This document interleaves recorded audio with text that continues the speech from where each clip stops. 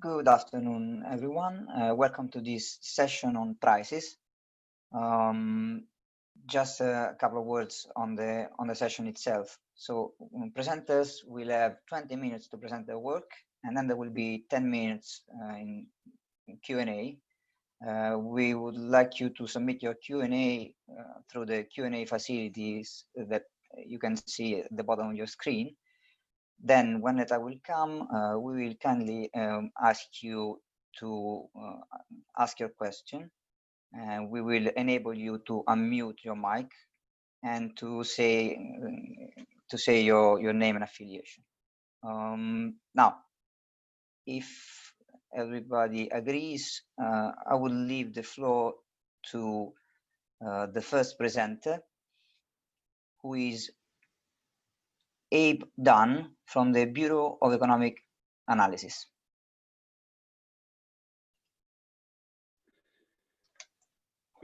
Great. Hey, thank you for the introduction. Can you hear me okay? Sure. Yeah, great. Okay. So we want to start sharing screen. Thanks so much for being here virtually. Let's see. So today I'm going to be presenting my work on quality adjustment for medical care price indices. This is joint work with Seydou Dowda of the World Bank Group and Ann Hall of the Department of Treasury. And of course, the usual disclaimer applies for our agency. The title of this talk is a spin-off of a well-known paper in the health economics literature by Cutler, McClellan, Newhouse, and Remler, where they asked the question, are medical prices declining? And they asked this for the case of heart attack treatments, where they noticed that the nominal price of treating heart attacks was rising over time, but so was the quality of those treatments as reflected by improved survival rates. They put these two estimates together to form a quality adjusted price index and found that, in fact, quality adjusted prices were declining for the case of heart attack treatments.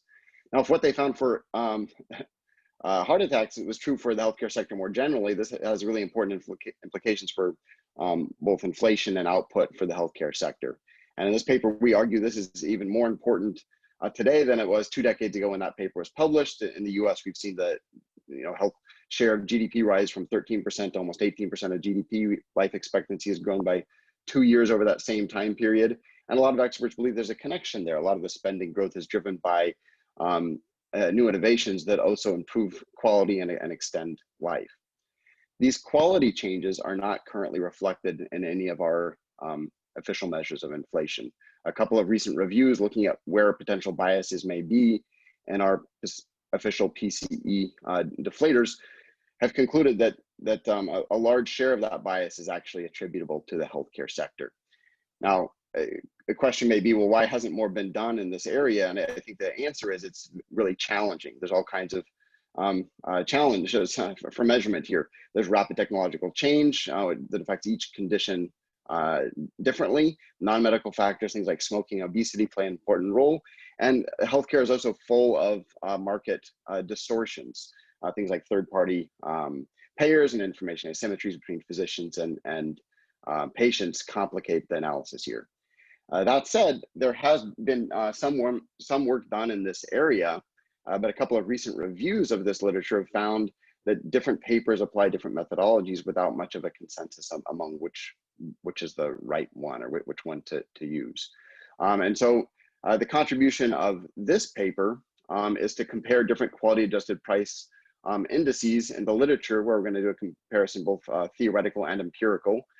And then we're going to try to bring a lot more empirical evidence to this question. We're going to be looking at 3 acute conditions over the time period from 2001 to 2014 using medical claims data.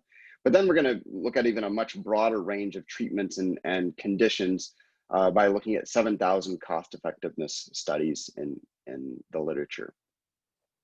The 4 methods that are discussed in the paper for quality adjustment are listed on the bottom of the slide here. Our benchmark method is the utility-based cost of living index. This is the same approach that was applied by Cutler and his co-authors looking at heart attack treatments. This is our preferred method for a couple of reasons. First, it has its foundations in utility theory, which is always a nice feature. And second, it's robust to a lot of the market distortions we think are present in the healthcare markets. The second method has been popular in some recent papers, and it's really intuitive. It's formed by just looking at the price per unit of health produced from treatment. Now, because the first two methods listed here are kind of been popular recently, and they're also relatively easy to bring to the data, I'm going to focus on those two. In the paper, there's more of a discussion about hedonics and also a fourth method where quality change is based on the cost of producing that quality change. And you can go to the paper for that, but I'll be focusing on just those first two for the purposes of this talk. So just to give you a very quick preview of the findings, we find that quality adjustment does have a significant impact on measured inflation. It doesn't matter which of those first two measures are applied.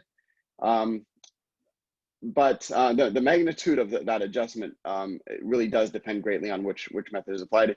The other methods tend to greatly overstate inflation relative to the preferred utility-based approach, where when we apply that approach, we get evidence of rapid quality-adjusted price declines. And we get that from two sources of evidence. For our three acute conditions that we study, we find that the average annual quality-adjusted price decline is around 7.4% relative to economy-wide inflation. That result is sensitive to the value placed on a statistical life year. That central estimate is based on us using the value of a statistical life year of $100,000. If we put that at a more conservative figure of $50,000, the quality-adjusted price decline is just around 3%. And we also expand this beyond just those three acute conditions. We look at 7,000 cost-effectiveness studies where they're looking at all different kinds of treatments and different conditions. And we find kind of for the typical innovation in that database that the typical innovation leads to a quality adjusted price decline of around 20%. So that's a kind of a quick 5-minute overview of the whole talk today. Now I'm going to kind of dive into the details. Overall, this paper fits into a broader literature that really emphasizes that real output in the healthcare sector isn't just about the quantity of the treatments, but getting the measurement of the quality right is really important. And it has really important macroeconomic implications and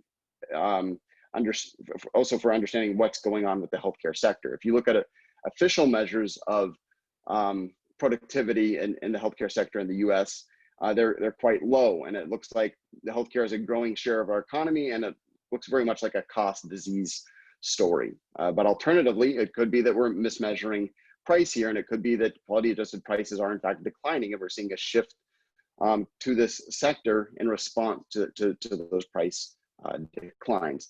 But distinguishing between which story is the right one or somewhere in between really comes down to a measurement issue. And so with that, I'm going to go to the first benchmark quality adjusted index, which is the utility-based COLI, which was applied in the heart attack work I mentioned previously. Utility-based COLI is going to be just a measure of the expenditure growth that would be necessary for a consumer to maintain the same level of utility from one period to the next. The second part of this equation shows that really this is a matter of measuring the change in welfare or compensating variation from one period to the next. And to get at this measure of compensating variation, Cutler and his co-authors present a representative consumer utility model, and this is directly from their work, where that representative consumer has their utility depend on health, H, and X, which is a numerator good of all other goods and services in the economy. If they want to improve their health, they use a medical care input M that they purchase at a price of P of T. The one change we've made to the notation here is we've introduced alpha T, which is to explicitly acknowledge the role of technology, that health can actually change if technology improves over time. So then to get at this compensating variation term that's needed for the index, they first start by just defining what compensating variation is, which is just the dollar that you'd have to give that representative consumer to maintain the same level of utility across periods. And then they just do a first order Taylor series approximation to get at a numerical value for that compensating variation. And then that compensating variation has two parts. The first term is basically going to be this quality adjustment type term, where UHUX is the marginal dollar value for an improvement in health. And then the HM and the term in parentheses is going to be the change in health due to medical care. The second term is just the dollar value change in the price of treatment. How much more does it cost to be treated for a heart attack today than it did in the base period? So now all we need to do is just put this compensating variation back into that COLI index, and then we're back to that utility. So we're going to make a couple of slight changes to simplify things a little bit. First off, just to notationally, we're just going to call the price of treatment S of T, which is just PT times MT. And then the second is to note that we're not interested in an economy-wide COLI index. We want to index specific to this treatment of disease. So to get at that, we're going to subtract off the numeraire expenditures from both the numerator and denominator. And when we do that, we get to this simplified formula shown at the bottom of this slide, where S1 is the unadjusted price of treatment in period 1, and S0 in the denominator is the unadjusted price of treatment in the base period. UHUX in the numerator is a good part of the quality adjustment term. That is the dollar value from a marginal improvement in health. And that's taken from external studies from, say, the value of the statistical life year, typically. And then the other term, the change in health due to medical care, is often measured in terms of life expectancy. And for that reason, we call this the LE index, or life expectancy index. So to give you a little bit of intuition behind this index, I'm going to highlight a few features of the healthcare markets. One important feature of healthcare markets is that there are diminishing returns to production of health. So as this representative consumer gets more and more medical care, there's going to be diminishing returns in terms of how much additional health they're going to get out of those. Although this is diminishing returns in a fixed time period, it is possible for technology to improve and to move from, say, alpha naught to alpha 1, so that you can get additional healthcare output for the same level of medical care input if technology improves. Now, diminishing returns has implications for the consumer problem, which is laid out in this figure, where the consumer is choosing between purchasing additional units of that numeraire good X and additional units of health. And because there's diminishing returns, if they're going to trade off that numeraire good for additional units of health, they have to give up more and more additional units of that numeraire good to purchase additional health. That's why we have this curved budget line. Another important feature of the healthcare sector is that people view their health very, very highly. So you'd have to give them a lot of that additional units of that numeraire good to give up additional units of health. So we should expect that indifference curve to be relatively flat. And in the hypothetical scenario where there's no distortions in the healthcare market, so there's no insurance, we might expect consumers to continue purchasing additional units of health up until the point where the marginal benefit of health, which is very high, is going to be equal to the marginal cost of that last unit of health consumed, where that last unit of health that's consumed is going to be the most expensive unit due to those diminishing returns. Now, it's important to keep in mind that although this is the hypothetical scenario of what happens in equilibrium, the index that I showed you is not reliant on that equilibrium holding, because it directly goes, this index directly goes to the utility, the marginal value of the consumer, and it does not depend on equilibrium market prices. So we're going to compare this index to this alternative index, which is the price per unit of health produced, which we refer to as the treatment endpoint index, because oftentimes in this index, health is measured as reaching the successful treatment endpoint. And this index is really intuitive because it's formed as just a simple ratio of price per unit of health produced. So S1 over H1, and then S0 over H0 in the base period. And with a little bit of algebra, you get to an alternative functional form here, where everything is actually parallel to that utility-based index, except for the value placed on marginal improvements in health, where this index places the marginal improvement of health to be the average price of producing health. And as I mentioned before, that marginal price of producing health is going to be the most expensive unit that is purchased by the consumer. And so that's guaranteed really to be much higher than say the average price over all of health that is produced. So for this reason, we should expect this index to have a much smaller adjustment relative to the utility-based index, which is based more on a marginal concept. And for this reason, for any improvement in health, we should expect the LE index to grow by less than the TE index. You can also see basically what that T index is doing is assuming that individuals can continue purchasing additional units of health at a linear price, which is really not available to the consumer at all because of these diminishing returns. So the marginal price is actually much higher. So now we're going to go ahead and bring this to the data. So we're going to be comparing two indices: this utility-based LE index, and then this index based on the ratio of price per unit of health produced, or the treatment endpoint index. And we're going to look at two different pieces of evidence. One is from the claims data for 3 acute conditions, and also this cost effectiveness database from over 7,000 studies. So for the claims data, I'm going to do what health economists often do and turn to claims data. And in the US, we often look at Medicare claims, which is for the population 65 and older. And we focus on acute conditions where mortality rates tend to be quite high because it is easier to measure the associated healthcare outcomes. For these conditions, individuals all have different ages and all have different demographics and comorbidities. So it's really going to be important to risk adjust for the hundreds of thousands of observations in our sample.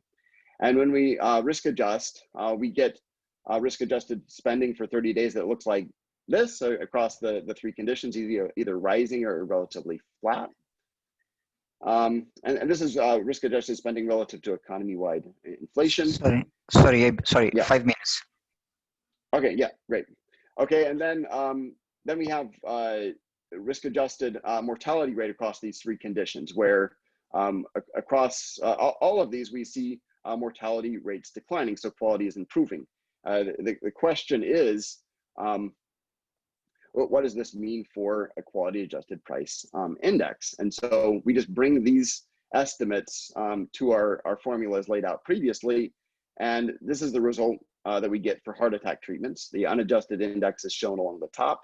The TE index does show some quality adjustment that's important and significant. But the LE index, the quality adjusted price decline for our central estimate, where we assume the value of a statistical life year is $100,000, shows a very rapid price decline.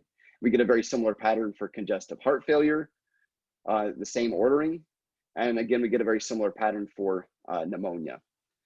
So the results for these three conditions are very clear in terms of how important that LE index is and the magnitude of the quality adjustment. I think an important question is, how representative are those three conditions for the healthcare sector more broadly, and can those be representative? I think that's an important criticism, that is just three select conditions. And so to get around that, we've turned to looking at alternative evidence from a database of cost effectiveness studies from the Tufts Medical Center, where it has cost effectiveness information from over 7,000 studies, where about 90% of the studies are from 2004 to 2017. And critically, this data has 4 key data elements for looking at quality adjusted prices. It has the price of an innovative treatment, so some new innovation that's come along, and how much that costs to be treated. It has the price of the prior standard of care treatment. So oftentimes this is a treatment that might be applied if that innovation was not available. And then it also has the quality, or quality adjusted life year from the innovation, which is a measure of quality from that innovation, and also a similar quality from the previous standard of care. So again, another measure of quality. And these quality measures are measures of healthy life years that account for, or ideally account for, both morbidity and mortality. So this seems like the perfect database to do this type of analysis for looking at quality adjustment for new innovations. In fact, it's so perfect that's already been done by Holt, Joffe, and Thomas Phillipson. They had the novel idea to use this database to look at quality adjusted prices. The one issue is that they applied that treatment endpoint type index, which is formed as a simple ratio. And when they did that, they found that quality adjusted prices were in fact rising in this database, which kind of leaves you scratching your head. Why is innovation in healthcare different from so many other areas of the economy where innovation leads to price declines? And I think, you know, as I presented earlier, I think one issue is the formula that's applied. So what we've done is we went out and got the same database. We took all the cleaning steps that they did in their work, which we think were all very reasonable, and we produced our descriptive statistics, which match theirs really closely. And you see a lot of things here that make sense. So the quality from the innovation is a bit higher than the quality of the standard of care treatment. And the price of the innovation is also a bit higher. So the key question is, how important are these formulas that are applied to looking at quality adjustment? And what we want to do is see what happens when we apply this index that's a utility-based quality adjusted index, which is shown here. And when we do that, this is the kind of the result that we get, where in the top table here is just a reproduction of the earlier work, where we get exactly, when we apply the method that was applied in the earlier work, we get exactly the same answer, where we get quality adjusted prices increasing. But when we apply the LE index, we get quality adjusted prices declining along the median, no matter what value of a statistical life year is placed, 50,000, 100,000, or 150,000. In fact, the mean actually goes negative. So you'd actually have to pay individuals to take on those earlier treatments. And keep in mind that these studies cross all kinds of different conditions: musculoskeletal, cancers, circulatory. So we're really looking at a broad range of different types of treatments and conditions, and showing this evidence here. And this last this slide here shows one particular example that I think is pretty notable. It was the introduction of Sovaldi for the treatment of hepatitis, and it was notable for being a very expensive treatment for hepatitis, but also to be being a very effective treatment. There really was a game changer for this condition. It had a high price tag of around $100,000 relative to the previous standard of care treatment, which was around $76,000. But it produced a much higher quality. It gave a whole more than an additional year of life for people with issues of cirrhosis of the liver. And for this particular example, that TE index would actually show quality adjusted prices for this treatment to be rising by about 14%, where the utility-based index actually shows a very large price decline, even when the value of a statistical life year is placed at just $50,000. So this example really highlights the importance of which method is applied. There is, of course, important implications for output and productivity, which actually we're continuing to work on a follow-up paper. We do some back of the envelope analysis, but we're doing more work in this area. Overall, the conclusion is how we measure quality and measure these quality adjusted indices really does matter for the healthcare sector. And we present a substantial amount of evidence that there is quality adjusted medical prices are declining for this sector. So that's it. Thank you all so much for your time. I guess I'll stop sharing now and answer any questions. Yes, please. People have. Okay, thank you very much, Abe. So I would open to question. By the way, while questions are coming in, if any, I need to remind a couple of things. First of all, that this session is being recorded, and second of all, that I mean, the floor can submit the questions even as long as the presenter is presenting through the facility, and then the questions will be answered at the end of the presentation. Right? So, any questions? Please ask. Otherwise, well, I will ask the first one to Abe, if you don't mind. Actually, it was quite interesting to see this approach, no, to the to the measurement, quality adjusted measurement for prices in healthcare. So how do you see now this method addressing what is happening with this, health issue with this pandemic? And can you see it useful in order, to address the issue going on or not? Yeah, that's a good question. I've thought a little bit about that. I think one thing is to highlight. I think the pandemic does really highlight how important health really is. I think publicly we've all decided that we're placing very, very high values on health, and which is consistent with the kind of the utility-based index that I've shown that look, we actually are valuing health highly, and that producing innovations in this area is really and has an enormous effect on the output in our economies. And I think other papers have even done a much better job of highlighting that, like Murphy and Topol and others. But that just shows how important innovation is, and getting vaccines and getting progress in this area. Basically, without health, the economy can really grind to a halt.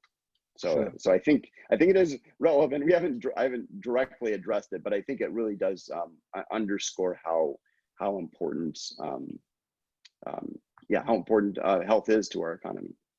And possibly this will boost also technology in the healthcare system, and thus indirectly affecting the way you measure your quality adjusted prices, right? So because it's it's quite a given that now research is boosting up, Yeah, no, I think that's right. I think, and I think it'd be interesting to go through this same exercise for COVID, right? And I think that would be a useful exercise. What would that innovation be worth, and are we spending enough resources to address this issue? I think that's an important question. Okay, good. So if there are no other questions, let's wait. No, I can't see any. So I would definitely, so if you please could stop sharing the screen. Okay, no, sorry. Yeah, I think I have. Done. You can, okay, the video. I'll take the video for a second. And so let me leave the floor now to Anna Aizcorbe. I hope that I pronounced it correctly. Talking about, from the Bureau of Economic Analysis, talking about medical care prices as well. So please go on. Yeah, I wish I was talking about medical care prices. It's such an important area, but my job today is to discuss this other price index problem that comes up that's known as outlet substitution bias. No worries. And to show you, how we've addressed this in the context of ride sharing, or the arrival of Uber and other ride sharing services in New York City. So this outlet substitution bias problem was originally studied in the context of the arrival of big warehouse stores like Costco, where you could buy a banana at a regular grocery store at a cost that's 20% higher than if you went to these other stores like Costco. And so these new outlets pop up that provide very similar goods at a discount, and that's not picked up, for reasons that we'll see in a minute. That's not picked up by statistical agencies like the BLS, which is the agency in the US that's responsible for price measurement. In terms of how big the bias could be, you're based on several studies that have been done in the context of these outlets, warehouse outlets. Sorry, Anna, sorry to interrupt you. Have you shared your screen? Because I cannot see. You can't see the screen? No, I can't. I don't know if the other presenter can see it. I cannot see. Hold on. Okay, hold on. Thank you for letting me know. I would have continued. Can you see it now? Yes, it's it's a bit, yeah. Yeah, it's small. It's a small, so yeah. Okay. better good. now? Now it's good. Yeah, yeah. Thanks. Okay, great. Sorry about that, and thank you for letting me know. In any case, the bias is thought to be something in the order of a tenth of a percentage point per year for the CPI or the PCE deflator, which translates into an understatement of growth of real PCE by the same amount, which is not small. I mean, it's not as large as the quality adjustment problem, which is estimated to be something like 0.3 or 0.4 percentage point per year. But as I said, these estimates are based on studies that were in particular areas, these outlets for groceries and other consumer packaged goods, whereas now there's been recent developments related to the digital economy that suggests that this problem might have become more pronounced or more pervasive. Things like the arrival of Amazon and eBay, different ways to different places to go and buy goods. So they're like different outlets. And similarly, this goods and services associated with the sharing economy, like being able to stay at an Airbnb as opposed to a hotel, and being able to ride, take Uber to get from point A to B instead of a taxi. And so in this very short talk, I'd like to spend a little while talking about the problem because I don't think it's well understood. And some of the results that we get are counterintuitive. And so it'll help to make sure that we're all on the same page about what the problem is. And then I want to tell you a little bit about these ride level data that we obtained for New York City and that we're using as a laboratory to learn more about the problem. And so the first thing we learned is that there are several methods that one can use, but there is no consensus on which one is in some sense best, and they all require different kinds of assumptions and such. The other thing we learned that I'll show you in a minute is that the type of data that you need to fix this problem under any of the methods is really quite challenging in many respects. And then finally, I think the big surprise is that while we normally think of the outlet substitution bias as being positive, i.e. that the BLS price index has overstate price growth, it turns out in the context that we're looking at that that's not always the case. And I'll talk a little bit about why that is. So first, this is a very simple example to motivate what the problem is. Okay, so if you look at the chart, there's these are prices on the vertical axis and time over time. So it used to be you could only take a taxi if you wanted to get from point A to point B. And then at some point, ride sharing services like Uber emerge. Let's say that they arrive at a lower price.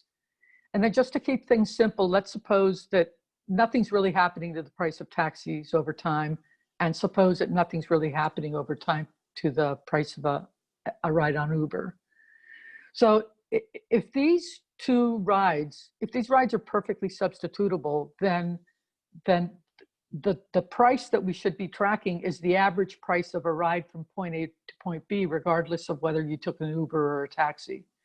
And that's represented by this squiggly line. You know, as people start learning about Uber and start taking Uber rides instead of taxi rides, the average price of a ride on this route starts to fall. But notice that if you're doing what agencies do, like the BLS, they are tracking the price change of a price on a taxi separately from that of a ride on an Uber. And for this simple example, the way that we've drawn it, since nothing's happening to the price of either of those, no matter what weight you place on taxi rides versus Uber rides, you're always going to get the result that there's been no price change.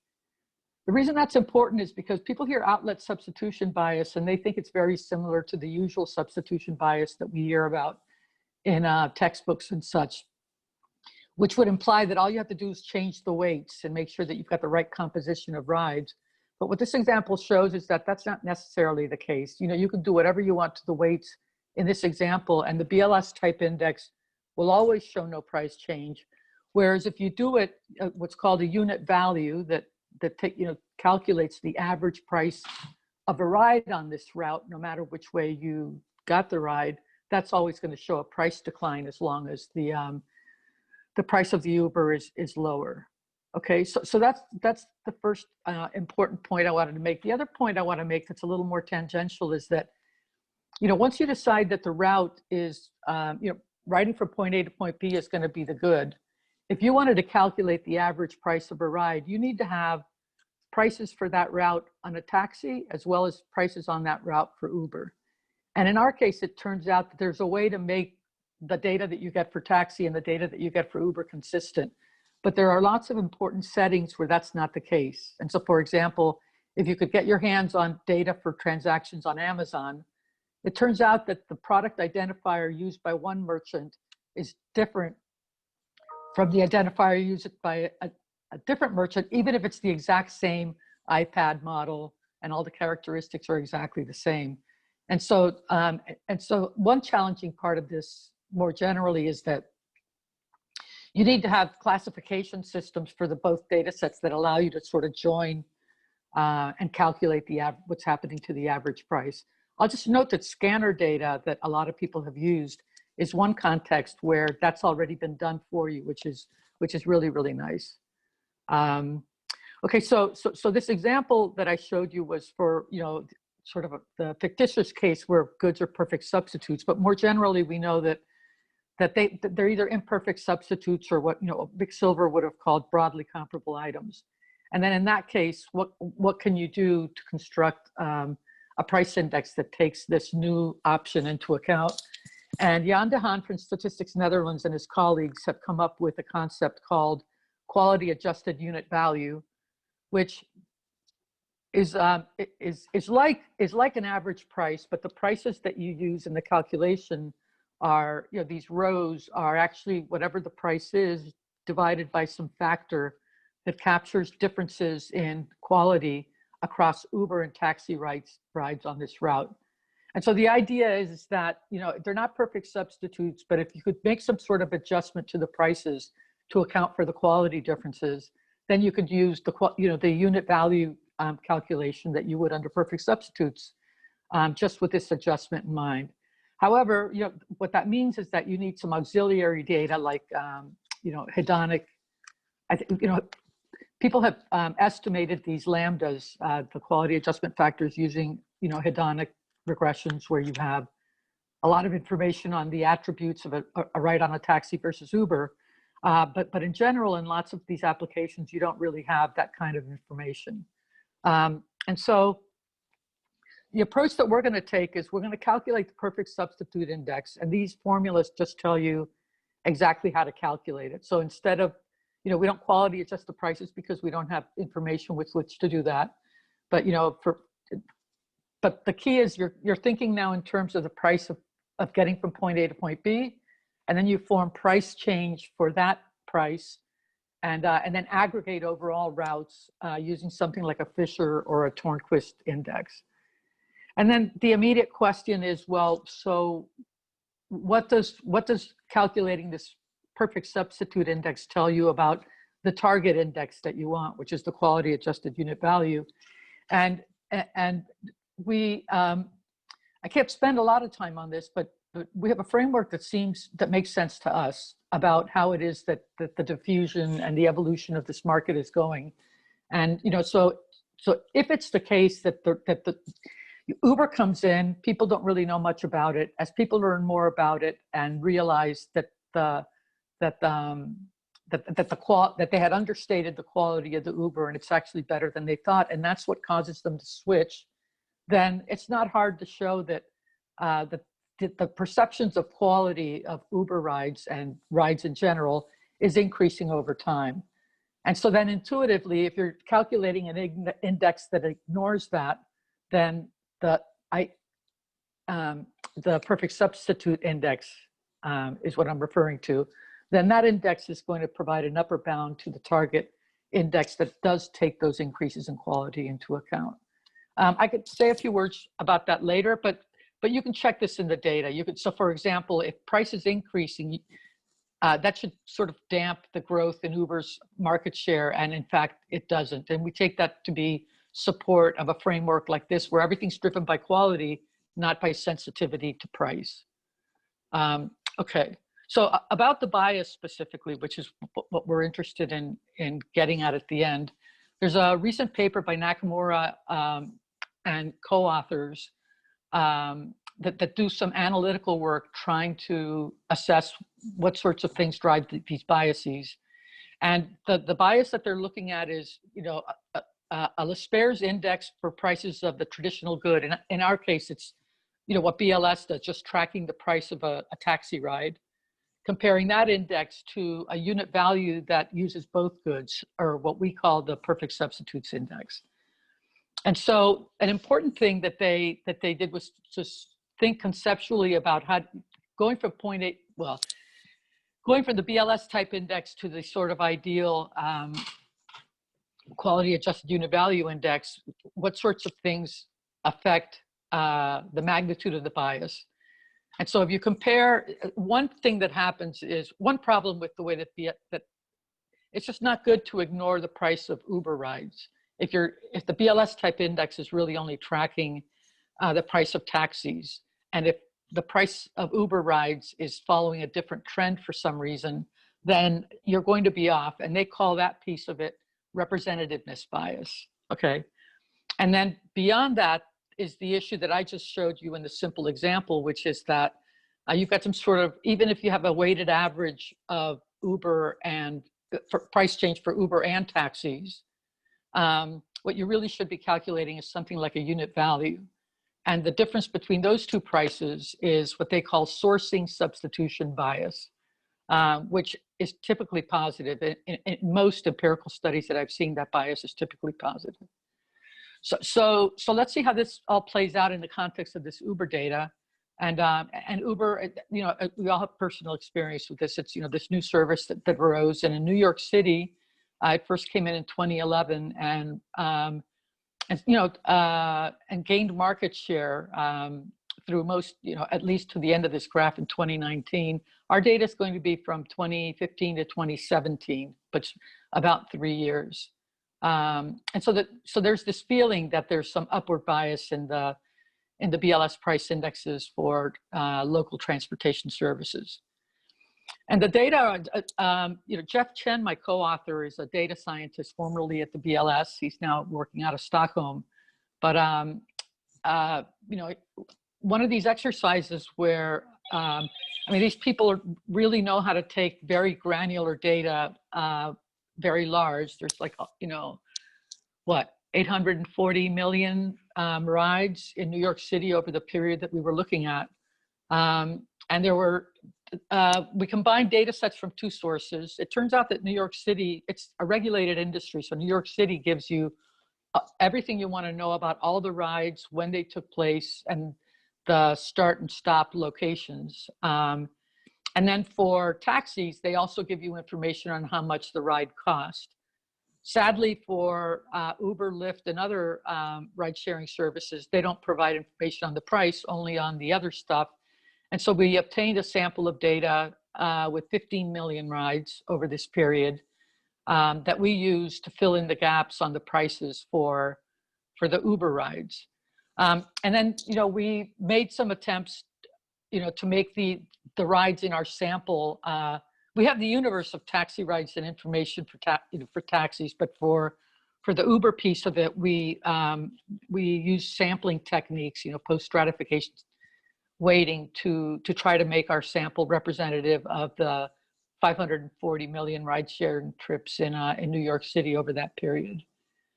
And then, it's magical what these people do with because the way that we define a route is using taxi zones, which is the most granular description of location given in the TLC data. And there's latitude and longitude information in the slice data that my colleague used to allocate start and stops for these rides to particular routes. This map is supposed to convey the idea that the taxi zones are small enough that we're fairly confident that riding from one taxi zone to another is a pretty homogeneous event. Okay. Then there's this issue that comes up that, Uber uses algorithmic pricing in many ways, but the one thing that it does that needs special handling for this index is that if there's a huge demand for rides that outstrips the demand of available Uber riders, they apply a surge multiplier. And those multipliers can be very, very high. So this graph tells you, you know, the surge level is the multiplier. And so a number of 3.6 says that that ride is now costing 3.6 times what the regular fare would be. And it's 5 minutes, okay, sorry. Okay. And it's the kind of, it's usually associated with events that have a lot of people. So there's a big rock concert, everyone, you know, the concert's over, taxis can't increase their fares. And so the cabs all get taken right away. And then your option is to sit on the curb and wait for a cab or walk home or take an Uber. And enough people apparently prefer not to wait that long and are willing to pay for the surge multiplier. So the way that we're going to handle this in the index is to say that a taxi ride and an Uber ride during surge period are different goods. I mean, the difference in waiting time is huge and is enough to sort of make us believe that you should treat them as separate types of rides. And then conversely, for non-surge periods, we make the assumption that the waiting time is approximately the same, in which case it's okay to use the perfect substitutes index. And then there's some details here about how we identify the surge status in the data. An important feature of the rides is that we also know exactly when the ride started and when it ended. And so we can identify blocks of time and figure out from the slice data when a surge period happens so that we can split out those types of rides into two and apply different price index strategies to each of the pieces. So let me just show you some of the data. The strategy that we had for identifying surge periods seems to make sense. On the left, with multiplier means, you know, during a surge period. On the left, you can compare the average price of Uber on the vertical axis and the average taxi price on the horizontal. And during surge periods, the Uber prices tend to be higher than taxi prices. And the opposite is true in periods where there is no surge in effect. If you look at average prices and market share over time, you know, the price, which is in the top line, you know, and is set equal to 1 in the fourth quarter of 2015, drops about 15% within 2 quarters, which you can read in the press that this was a strategy that was announced by Uber. So we believe that price decline. And then from that point forward, the price is edging up over time, reflecting Uber, you know, trying different strategies to, you know, to obtain more revenue from the rides. And there are things that you can point to, strategies that were talked about in the press and stuff. But it's important to know that even as prices were rising, not much happened. The Uber's market share continued to increase, which suggests, you know, if price sensitivity was what was causing the switch, you would think that increases in Uber prices would sort of damp that or cause it to fall, but that didn't happen. So we think that our framework is not a bad first order approximation to what's going on. And then with respect to the price indexes, I'm going to show you information now for only the non-surge periods. We'll circle back to the surge periods later. The dark bars are growth in prices of taxis. The other bars are for Uber. And this chart just makes the point that the price patterns are very different, which suggests that the representativeness bias might really be important. And indeed it is. The top chart gives you estimates. The representative bias works in the other direction. Prices for the BLS type index are often show less price growth than one that includes Uber.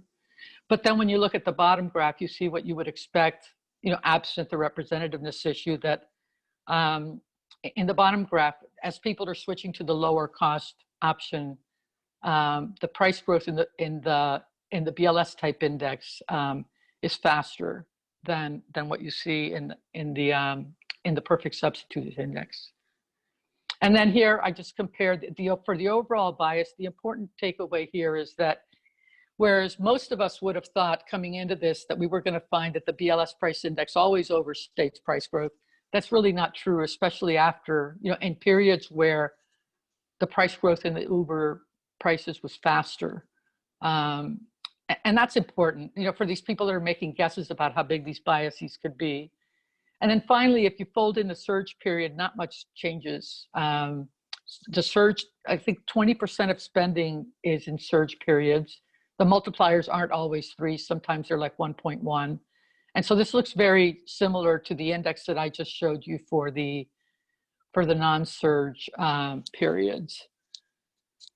So anyway, it's important to think about why it is that the bias, why it is that the bias in the BLS type index is not always positive. It's interesting to think about what other settings might this also be true in.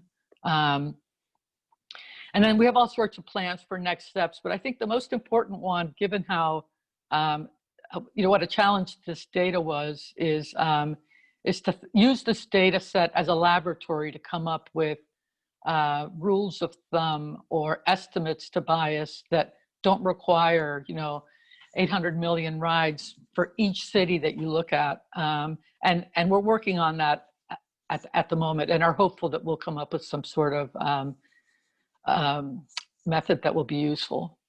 Thank you very much.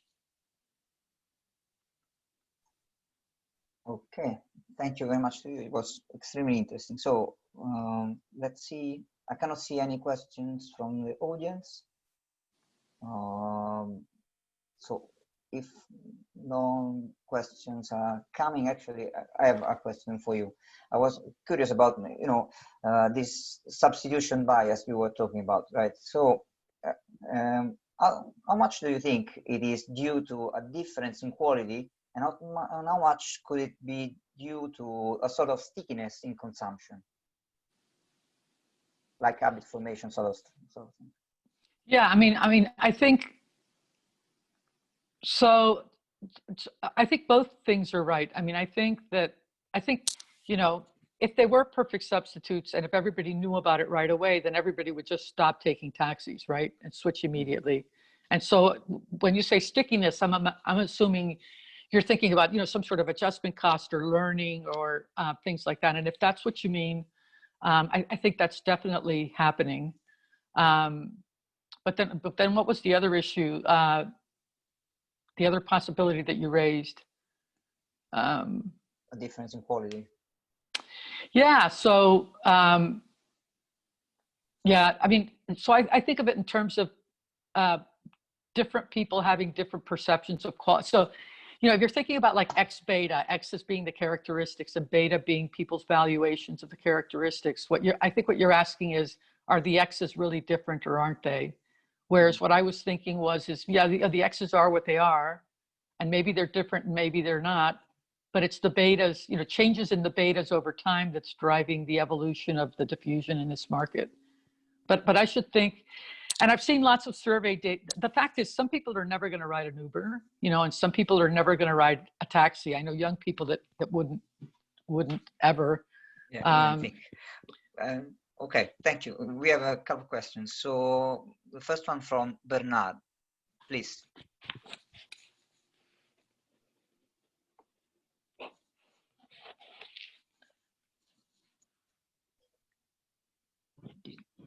Sorry, Bernard, you can ask. I think you'll be able to unmute your mic and ask the question.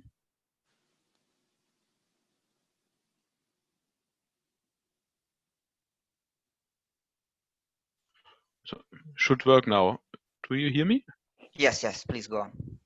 Okay, thanks. So hi, this is Bernhard from the ECB. My question is basically, when you have goods without quality differences, as we assume for Uber and taxi rides, I think even in a traditional last pair index, it's really no problem to incorporate it, because you can just basically link together replace a taxi ride with a Uber ride, and then you would have the direct price comparison included. So I think even with far easier methodology, you might come to a similar result as you achieve with this quite complicated methods that you're using. So do you really think that the BLS is not able to link Uber and taxi rides? I think they should be able to do that. For example, you could just if you want to have Uber also on existing roads, you can just basically double all the roads in your sample, and then replace half of the roads with Uber, and then you have it included, and you do by price comparison you have in your index. So I think it's something that can be quite easily solved. What do you think about that? Yeah, I mean, so I agree with you that if they bring in, if they start sort of like they do with medications, branded versus generic, where once they know that a generic has arrived and they have a way of matching them up, you can just substitute one with the other. So I mean, you might think that's straightforward, but so how many routes are they going to do this for? I mean, where are they going to get the data? And I think, I mean, I should really think about what you're saying, because maybe what would have been more useful is to have a BLS type index that mimics what BLS would do under their standard methods, like they use for medication. So I'll think about that.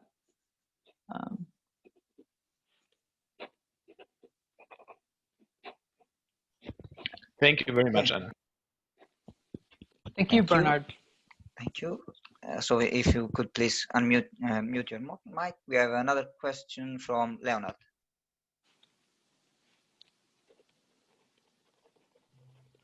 Hi, this is Leonard Nakamura from the Federal Reserve Bank of Philadelphia.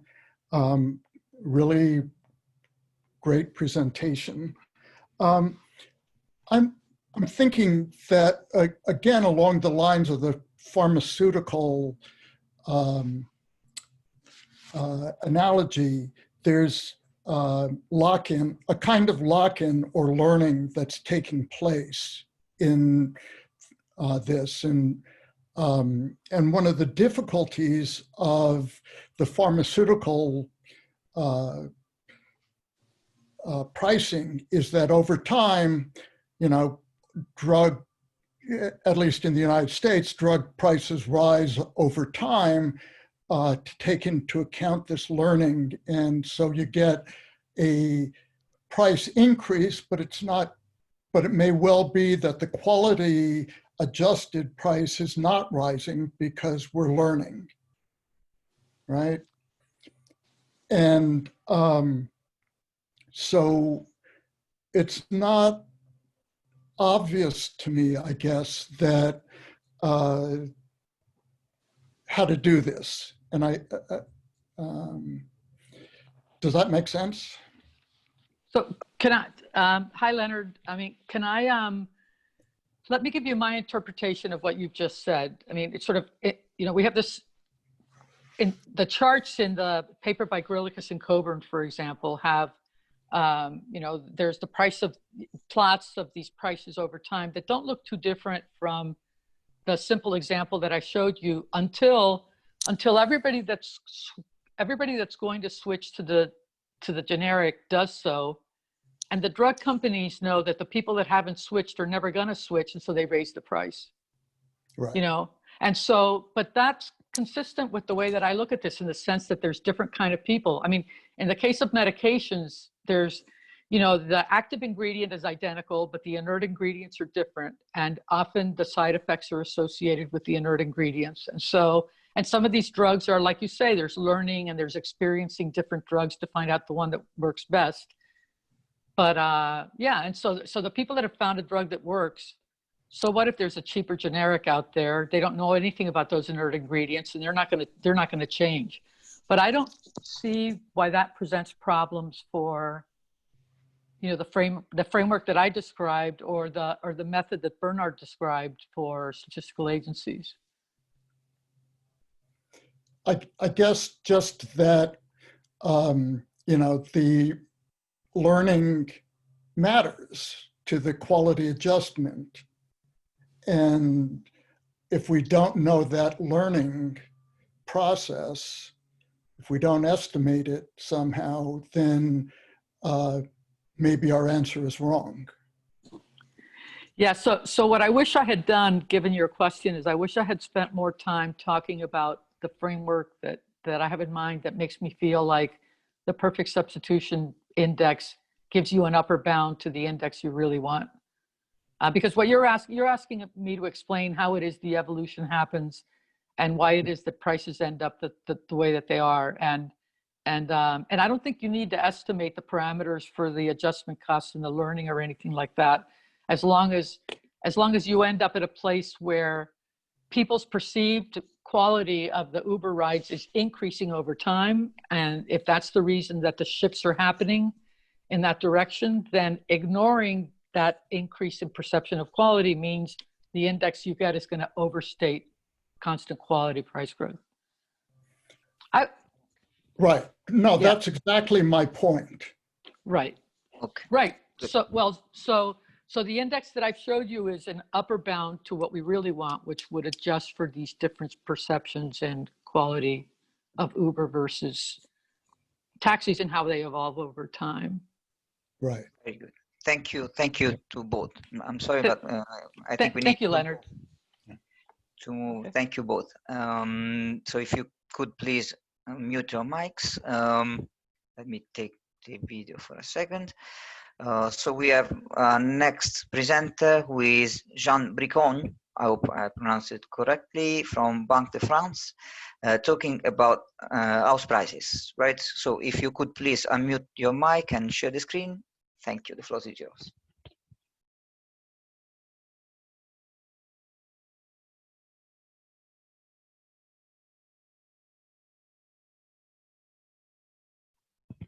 I think you have your mic muted. So you should unmute your microphone.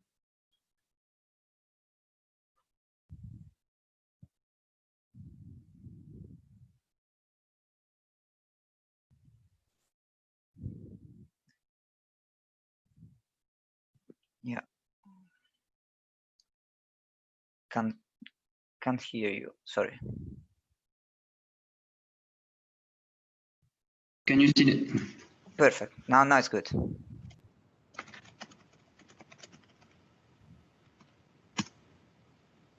Still, I don't think we can see your screen. You don't see my screen? You don't hear me? I can hear you, but cannot see. I can see a black screen. Ah. You can. Perhaps I'm going to. You have a share screen button at the bottom of your. Yeah.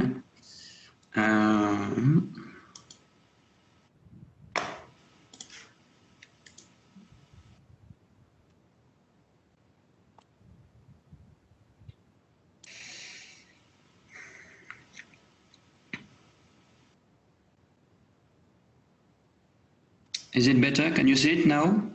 Now I can see you, actually, just you. So you're not sharing your screen. Because I can see it on my screen, or perhaps I'm going to share my my office. Wait a minute. I can share it from my screen as you sent it to me. So Otherwise, I have sent it to Mrs. Emily. So perhaps if you can download it, perhaps it will be an alternative. Yes, I will share it from my screen now. Thank you. Okay, thanks.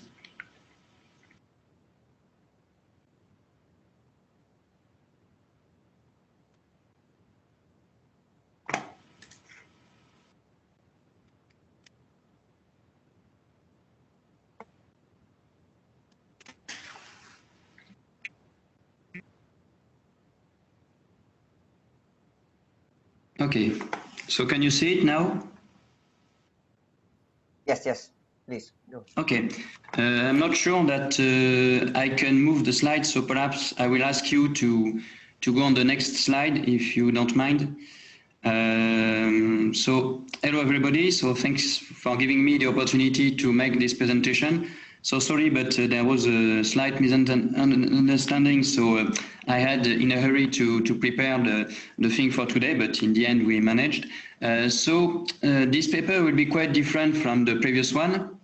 It's on a topic which is of interest both for economists and for non-economists, which is to show the building of a database that proposes to build the average price per square meter of residential dwellings. Oddly enough, this kind of database didn't exist before, and all the other sources that you could find, for example, in the OECD or the BIS, was only about the evolution of indices. And so I think this kind of database is very useful because, first of all, it gives an order of magnitude for the prices for the main countries in OECD. And second, which is almost as important, it enables to give a better forecast in terms of evolution of prices. I will show you a few insights about this. In terms of financial stability, and it's a concern that we can have in ministries of finance or central banks or elsewhere, it helps in particular when you have a very short time series to have better insights and to forecast better. First, I have already made this presentation in other occasions, and every time I start doing this presentation with the following question, would you be able to give the average price per square meter, for example, in France, in Luxembourg, and in the US? And I will give you the answer in the end, just to see if you have the right orders of magnitude in mind. So please, the next slide.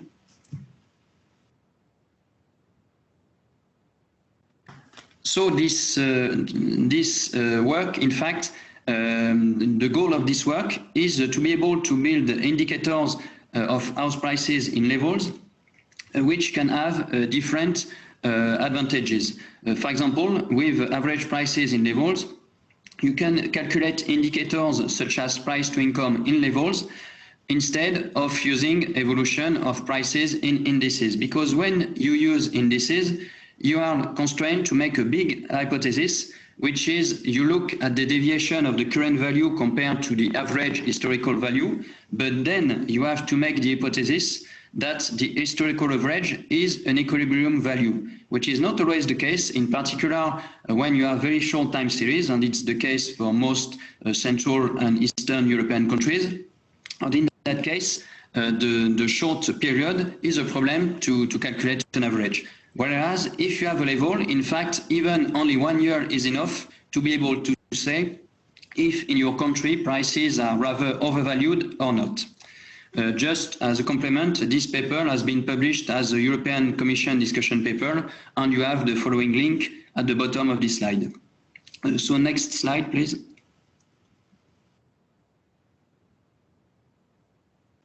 Thank you. And so this database is built for something like 40 countries. It's more or less OECD plus a few other countries like Russia.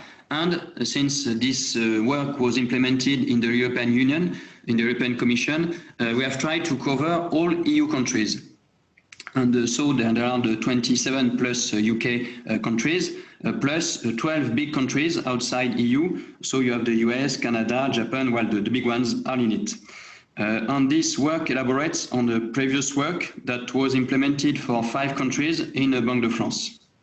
And so in my presentation, I will discuss the different methods, because there are at least 2 that we can use to construct these pricing levels.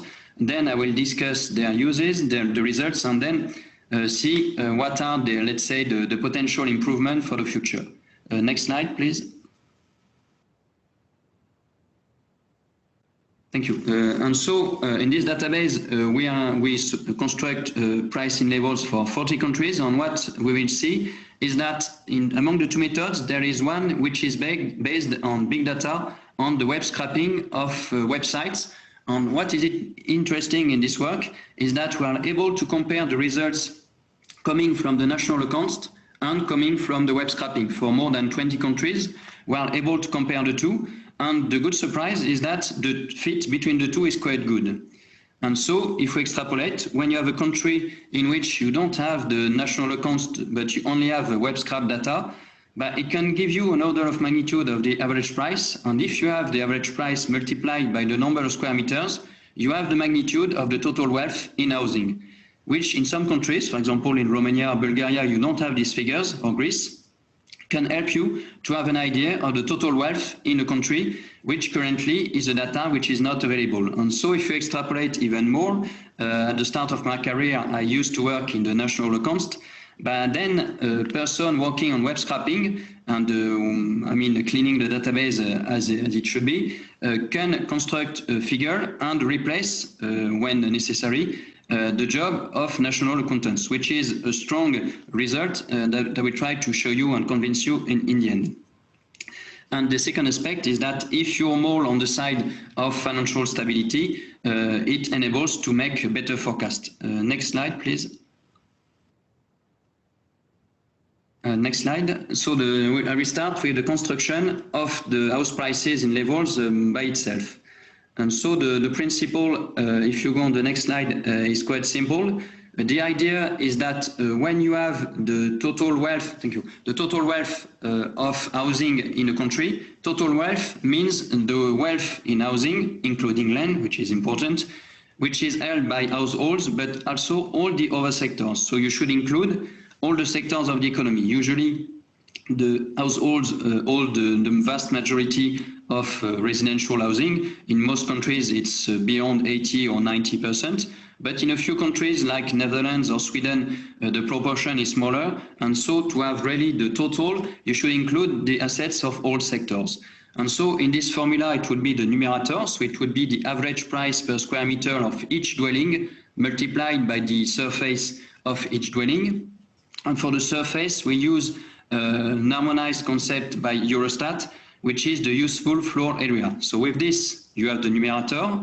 On the denominator, you just divide by the total floor area, which is the multiplication between the average size of dwellings multiplied by the number of dwellings, and then you have the total square meters. And if you look at this formula, it's nothing else than the weighted average of price per square meter weighted by the surfaces.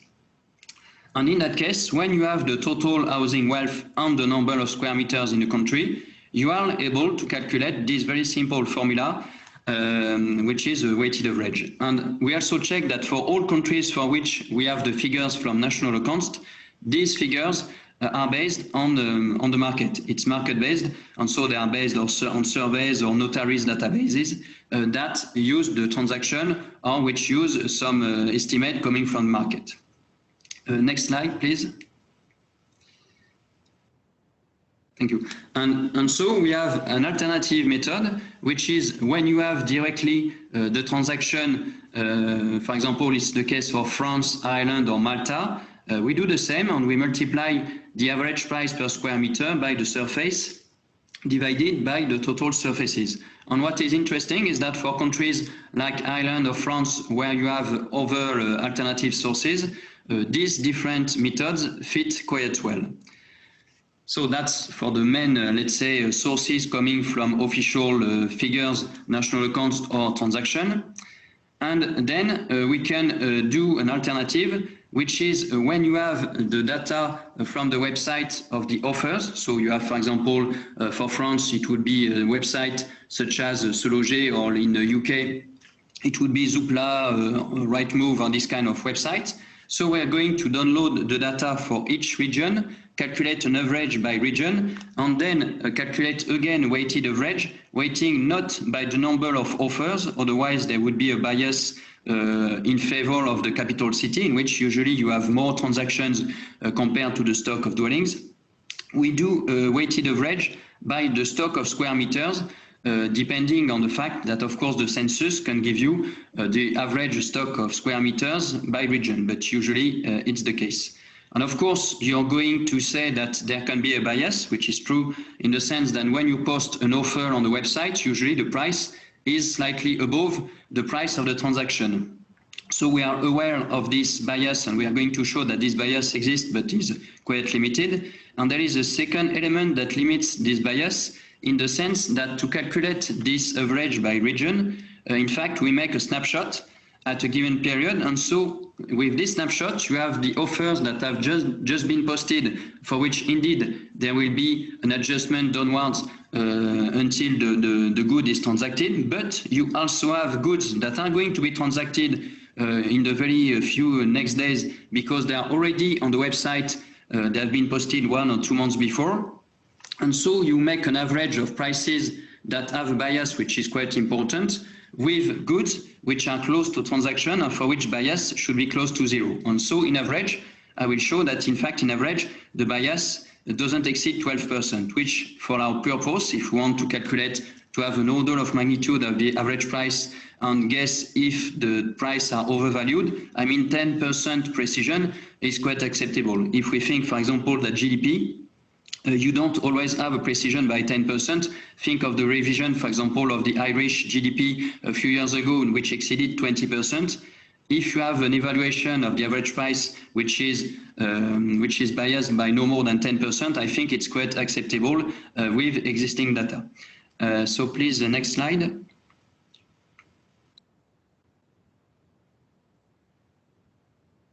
And so we also use other sources other than national accounts. For example, in the source by the WidWorld database, we can find also some complementary information. And for the surfaces, the privileged source is the census.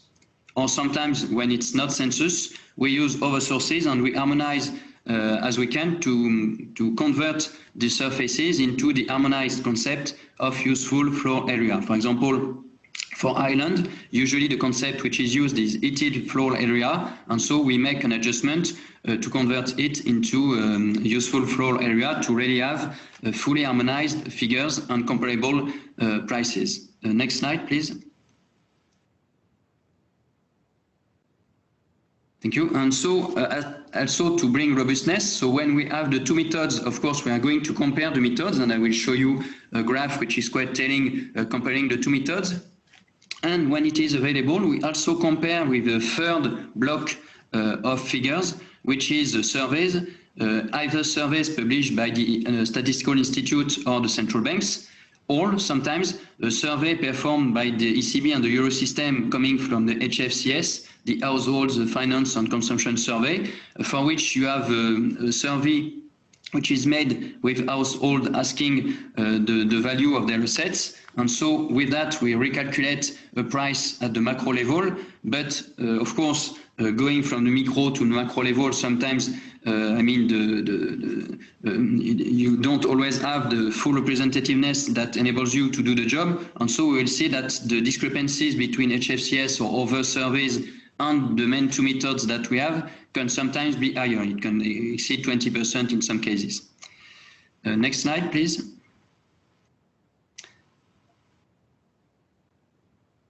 And sometimes, so I have said, we adjust the surfaces. And once we have a calculation for a given year, in fact, when you have a level of prices for a given year, then we apply the evolution of indexes to have the full time series for the levels. And we can also do it backwards, because Eurostat for European countries calculates some figures several decades backwards.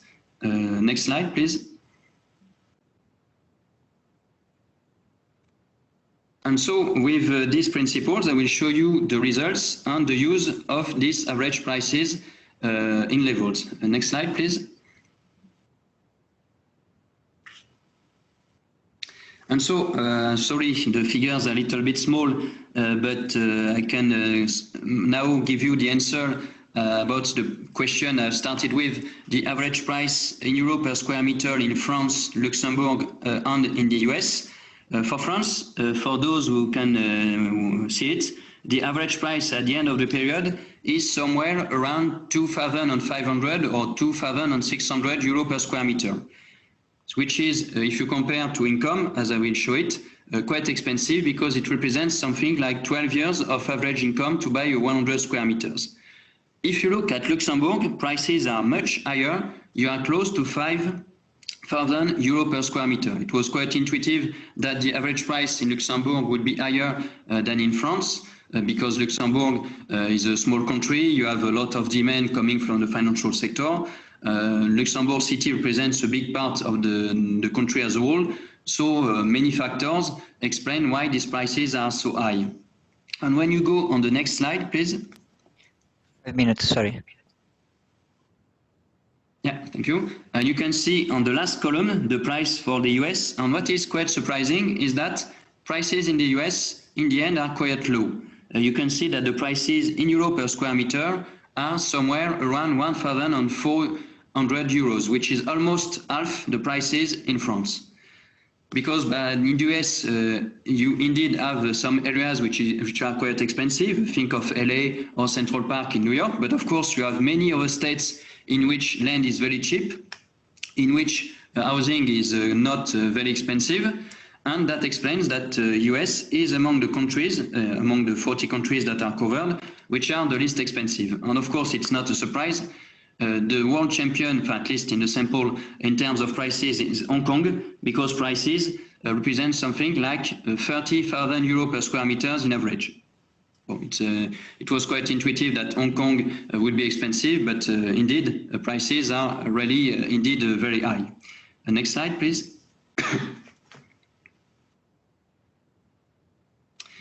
And so once you have made this kind of calculation, of course, you can make a ranking of prices in euro, but you can also compare prices in purchasing power parity, because the conversion with the current exchange rate may be criticized. So you can do the two.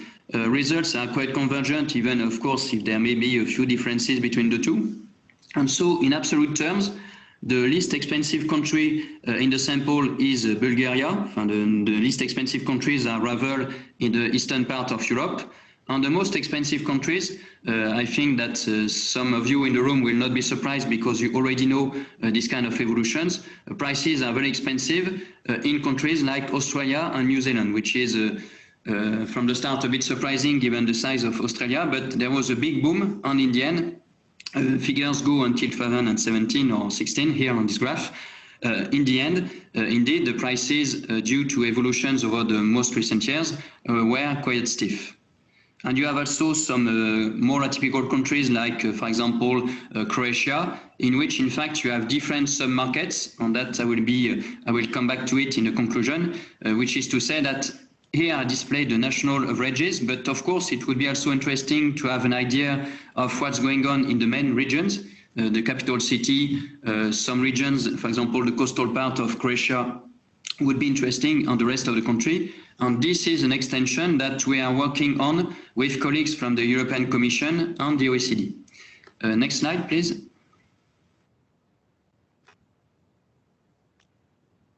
And so once you have these figures, what is interesting is that you can use them to have an idea of the, let's say, the extent to which prices may be overvalued. So we can use different metrics. Since it was already quite complicated to do the job for prices in levels for rents, I didn't have the time to do it for rents, so I used another metrics, which is the price to income in levels. And so the metrics, you can use different metrics. I used in this presentation the metrics of an average good of 100 square meters, not taking into account the interest rate, but of course you can use other indicators. After the publication of the discussion paper in the European Commission, we have made some complementary calculations with the purchasing power capacity when you include the interest rates in the country, and it seems to give even better results when you consider that households may borrow a part of the price to buy it. And so if you go on the next slide, you can see the price to income ratios, and we are going to see that when you perform the econometrics and when you look at the threshold upon which the prices may signal some overvaluation and you may have a risk of downward evolution of prices, the limit is around 10 years of income to buy 100 square meters, which is seem a reasonable order of magnitude. And what is interesting is that you see that around half the countries are below this limit. The Eurozone is close to 10, and there is a certain number of countries which are much above. And you have some countries in which you need 15 or even more than 20 years of income to buy 100 square meters. Just to be cautious, of course, in some countries, for example, in the case of Croatia, which is a quite atypical case, of course, we have taken, because it was the only one that was available, the average income of the Croatian themselves. But if you consider that in the coastal part of Croatia, you have a big fraction of people coming from Austria, Germany, or other countries, of course, ideally, you should consider to calculate the price to income, the income of these households, but this was not available. So we know from the start that countries like Croatia, the price to income is not necessarily representative of the income of those who live in the coastal part of Croatia. In other countries where the fraction of non-residents should be more limited, well, the calculation means something in the end. Next slide. Next slide.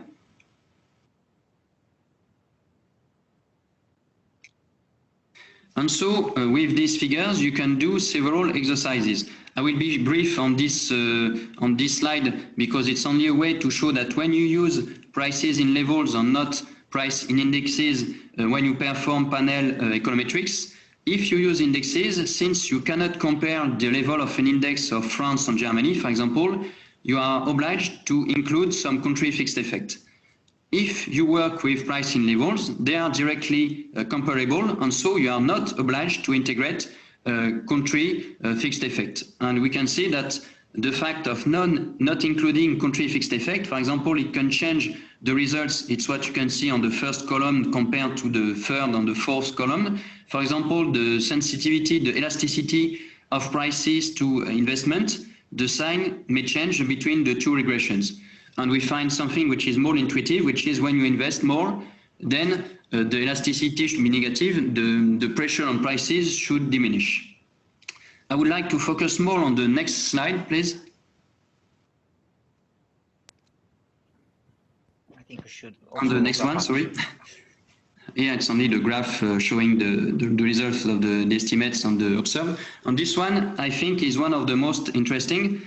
And this one displays some very simple results. I display the signaling power of the different indicators. The signaling power is the complement to one of the mistakes that you make when you have a figure of price to income that exceeds the threshold, and that gives a false alarm or that misses crisis. So the goal, of course, is to minimize the fraction of missed crisis and false alerts. And of course, the higher the signal power, the better.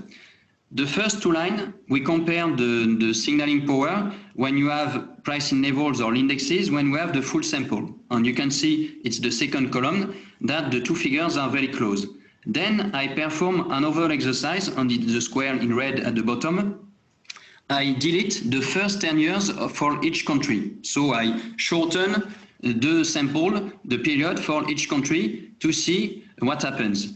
But in that case, you can see that the signal power of the pricing levels, it's the same, or it even increases from 0.4 to 0.45. And the signal power of price in indexes, they fall from 0.39 to 0.24. And so what is interesting, and it was intuitive from the start, is that when you have levels, even 1 year is enough. When you have indexes, you need long time series to have something significant if you compare the ratio of current prices with the historical value. Next slide, please. We should try to wrap up. And so once you have this, and I will be very brief, then I think the 2 minutes should be enough to conclude. Then you can compare, because we find a threshold around 10, we can compare the price to income ratios of some countries with this level. And we find that unlike what we found with indexes, some countries like Ireland, France, Luxembourg, and UK, you have some tensions when you focus on pricing levels. Next slide, please. Next one. Then again, next one. So I'm going to compare the figures. This one is the most important. This one, you have the three sources. So the diamond in blue, it's the figures coming from the national accounts. And sometimes when the calculation is made either by web scraping or when sometimes it's already made, so it's the second source, it's the square in red or yellow. And the third source, the one which is less trustable because it surveys, and sometimes the survey, they don't have the same perimeter. For example, for Bulgaria, you have only the flats in the city centers, so it's not representative of the full country. So what you can see, it's in log. You can see that when, for a given country, you have both the red square and the blue diamond, the two are very close. the difference is at most 12%, because since it's in logs, 0.1 represent 10%. So you can see that indeed figures coming from the national accounts and figures coming from web scrapping, they are very, very close. And so you can have the conclusion that for countries for which you only have web scrapping should give the right order of magnitude if you accept an error by more or less 10%. And the surveys, sometimes the discrepancy can be more important because, again, the perimeter is not necessarily the same. Next slide. And so, next slide, the caveats of this work and the areas for future work. But the advantage of this work is that we have constructed a database that enables to go further compared to what we have with price in indices. So we are aware that there are still some limits because when you make this kind of calculation, of course, for each country, it would be better to have directly the full data set of prices coming from notaries. But it seems that for countries for which we can use this source and comparing with the figure from national accounts, it seems that the fit is quite good because we could check that national accounts are usually based on transaction or are market based. Also, a big conclusion is that figures coming from web scrapping, if you clean the figures cleanly at the start, and if you wait in the end, not by the transaction, but by the stock of square meters, then you find figures which are very close and consistent with the figures coming from national accounts, and it was not obvious from the start. I really met these two different methods independently, compared them, and found in the end that for all countries for which you have the two methods, the figures are consistent, which is a strong result that I would like to insist on. And you should know that, for example, in OECD or in the World Bank, there are several researchers who go on with this method, trying to explore and to cover additional countries. And so there may be some extensions because, of course, it's only a first step that enables to improve the things compared to indexes, but it's not the final result. Of course, the ideal would be to have a fully harmonized sources and method, but we have done the job with the existing information. So, I mean, it's second best compared with what we have, but it improves the picture compared to what is currently used because all the institutions in the world currently are making some statements using indices, whereas I could show that you miss information compared to levels. And if you want to improve things, also an area for improvement would be a coverage at the regional level. The regional level, so the work is ongoing with European Commission and OECD. And also, since it seems to work quite well with prices, we could do the same with rents. And with rents, the nice thing is that when you work with rents, usually there is no discrepancy between the posted price and the transaction price, because usually the transaction, there is almost never in any transaction, the price that is posted is the final price. And so we could also envisage to do the job for rents, and why not also for the price of land or other indicators that you could think of, for example, perhaps also the price of commercial real estate. And that is also ongoing work. But still for the, let's say, to improve the current picture for house prices for the residential housing, so the first step will be to do the same job at the regional level. And we already have results that if you are interested in, we could share with you on a bilateral basis with my colleagues from the OECD and from the European Commission. So thanks a lot for your attention. And I am now open to your questions or remarks. Thank you. Thank you. Thank you. Actually, I think that we ate up more than the 10 minutes that we were supposed to have for the questions. Actually, we are 5 minutes late for my presentation as well. But if there is one question, I would allow that from the floor.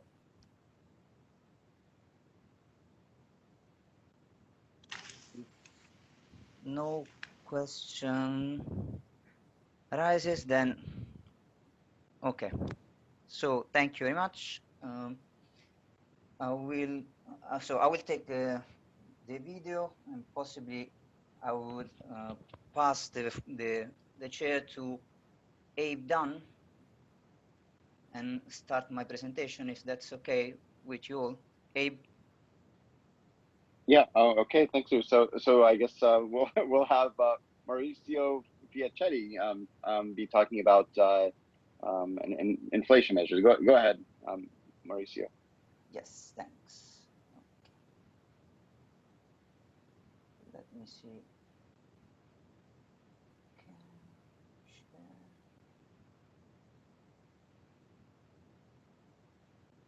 Can you see my screen?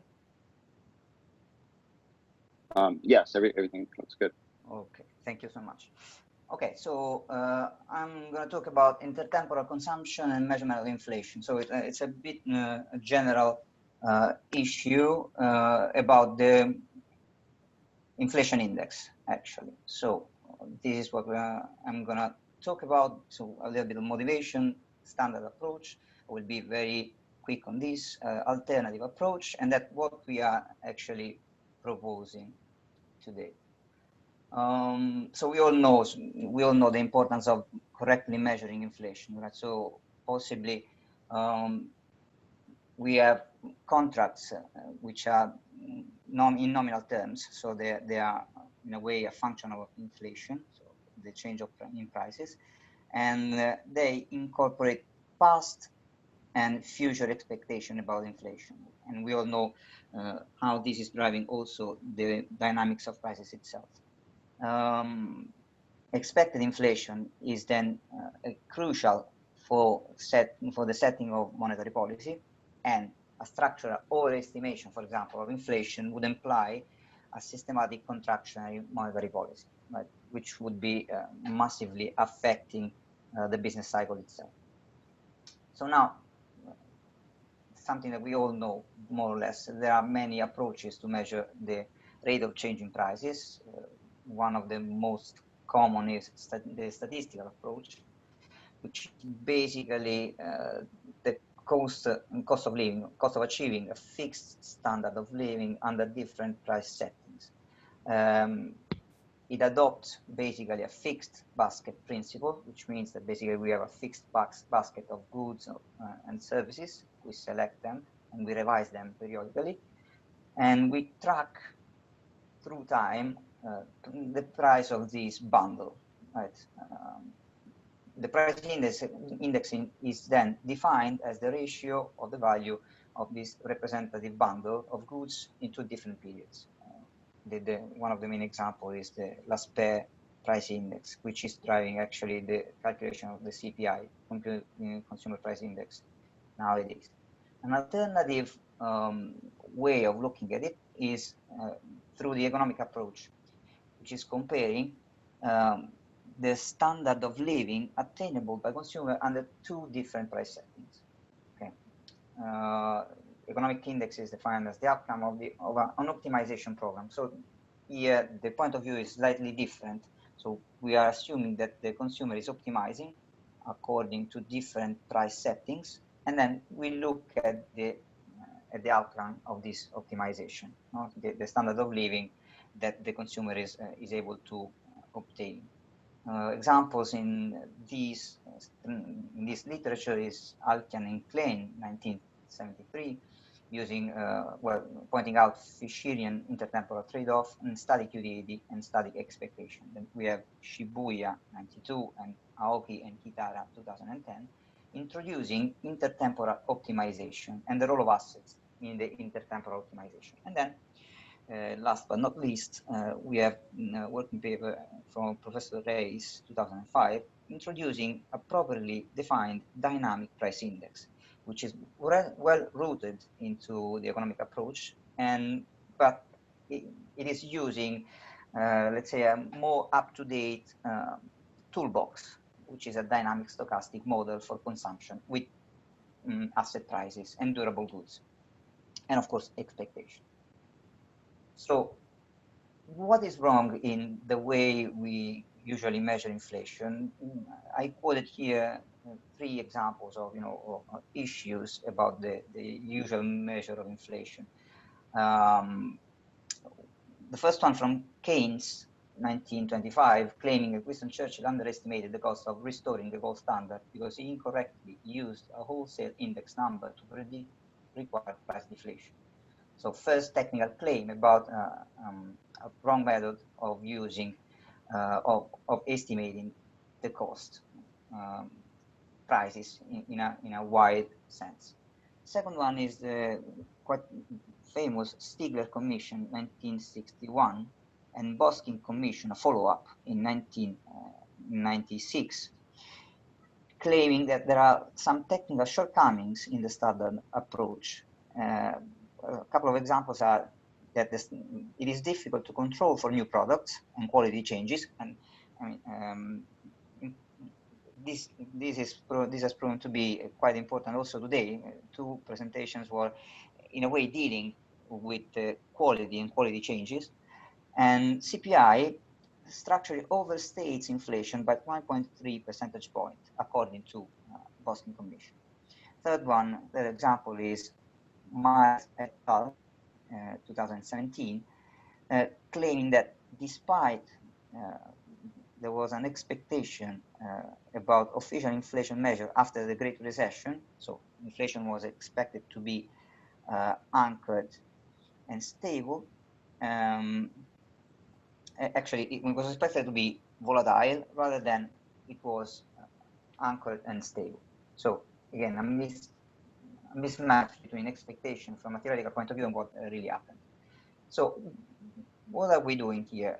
We are proposing a further improvement of the dynamic price index that Professor Reis was proposing. We are putting forward a dynamic inertial price index, which means basically we want to account for the habit formation in consumption. So our claim is quite easy and simple. We totally embrace the approach of dynamic stochastic optimization, and therefore we are deeply rooted in the economic approach, but we are adding to the forward-looking component, which is typical characteristic in a dynamic optimization problem, also a backward component given by the habit formation. So we claim that there is an inertial component in consumption which has not been accounted for in the dynamic stochastic programming in calculating inflation. And in so doing, we are also able to differentiate the role of durable and non-durable goods, which is important as well from a macroeconomic point of view. Main results, just in a nutshell, we claim that such an approach can correct the inflationary bias of the CPI, and it can display a greater sensitivity to the business cycle. Now, the first claim is quite obvious. If obtained, would be a great reach. The second one as well could be intuitive. Why would we like to have a greater sensitivity to the business cycle for a better fine-tuning of monetary policy? That is the intuition. Yes. Okay. So some technical notes about the DIPI, which is this dynamic inertial price index. We are accounting, and we will see in a minute the formulation, we are accounting for intertemporal trade-offs and consumption substitutions. We are accounting for habit formation. We have durable and non-durable goods, and of course, since it is a dynamic stochastic optimization, we also embed uncertainty. So for our paper, we assume log linear utility functional form, as in Muehlbauer 1988, where you can see utility is a function of consumption of durable and non-durable goods. So C stands for non-durable and S for durable. And the utility is a function of consumption, of current consumption and past consumption, 1 year lag. So CT and CT minus 1. The log linear form is what you can see down the bottom of the slide.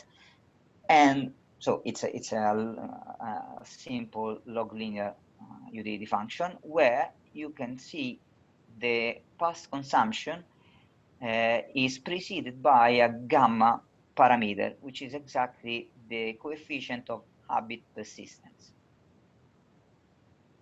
And of course, the alpha ij are the expenditure shares. how do we cope with the durables?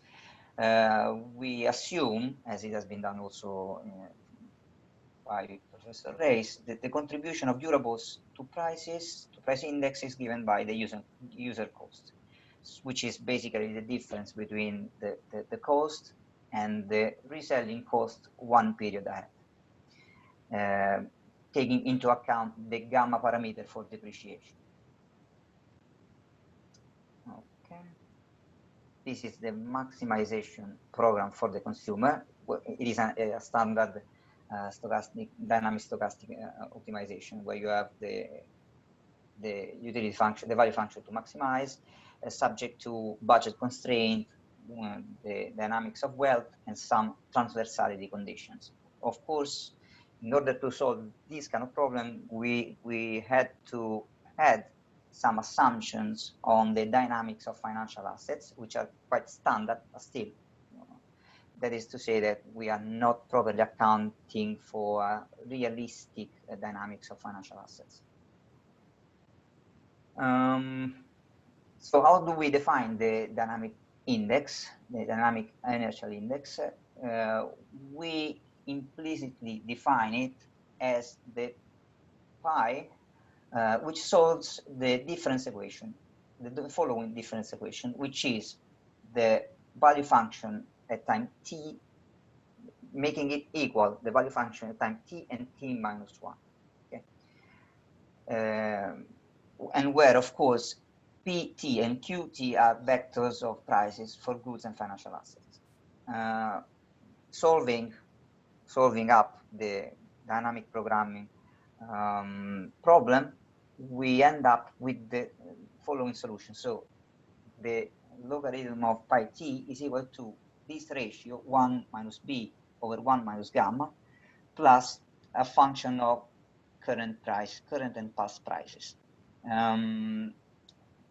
I can go on with the next slide, saying that if we assume that prices for all goods follow a random walk and return on assets are IID, so independently and identically distributed, we can end up with a closed form solution for new, let's say, inflation measure. And the important part of this solution is exactly the ratio in front of the parentheses, right? So 1 minus b over 1 minus gamma, which is to say, and actually this is what it is differentiating our inflation index with respect to static inflation index. The new index is depending on the interplay between the two components, the forward-looking component, 1 minus beta, and the backward-looking component, 1 minus gamma. Right? And then what you have, the rest is the CPI, the usual CPI. So in other words, we are saying our index is based on the CPI calculation. Same stuff is going on, but it is corrected by two components: one forward-looking and the other one backward-looking, just to match what the cutting-edge in research and consumption is actually doing. Now, just to show how actually to show two things. That first of all, that this index can be calculated, is not so difficult to be calculated actually. So it is practically doable. And to see what it looks like, we have done a little exercise of calculation on data from US, and actually using the Bureau of Labor Statistics data from the US, for the US from 1988 to 2013. Of course, this is a pilot calculation, so we used a reduced form of 4 non-durables: food, services, apparel, and other non-durables, and 2 durable goods: shelter and household furnishing. We have allowed weights to change over time, and this is what we got, actually. As you can see, the red line is a static CPI, so the usual inflation calculated on this reduced basket of goods, whereas the blue line is a our new index. So what can we infer from this? So keep this in mind. Actually, you see that actually our index is more erratic with respect to a static CPI, which makes sense if you think that we are trying to tie a new measure with consumption. And we are saying that consumption is both backward and forward looking. So it is not static. These are some descriptive statistics comparing CPI and our index. And as you can see from the red figures, we have a higher standard deviation. So it's more, our index is more erratic, and a higher leftward skewness. So we have longer left tails.